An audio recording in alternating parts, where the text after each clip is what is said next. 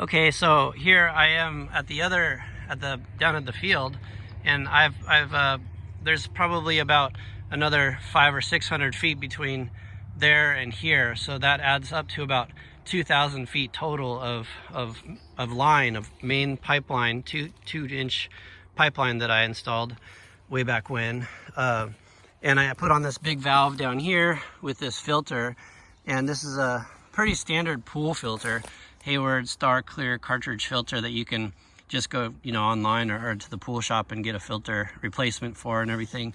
But since there was air in the lines, you can see that there's pressure. When I turned on that water, all the air pushed up to here and through the valve, which is on just a little bit, and filled it with air. So you got to bleed the air out first. You can hear it bleeding, and you can see that that pressure meter going down in PSI. And then once it gets down to the bottom, I imagine there might be a little bit of water coming through, or maybe it doesn't even have enough air or enough pressure to get water in.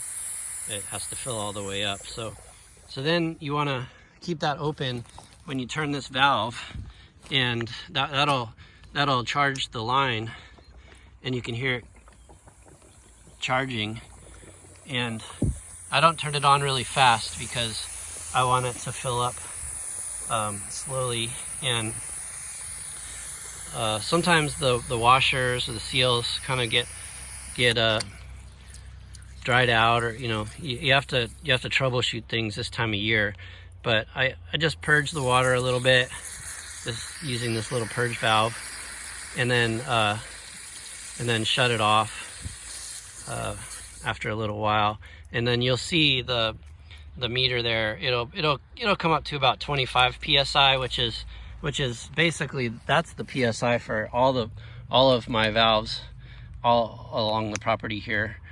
And it's about 6 acres of field that I have irrigated using just this one 2-inch line. And I open it all the way, kind of slowly still, and then that pretty much stays open for the rest of the year, unless I have some big issue with something irrigation wise.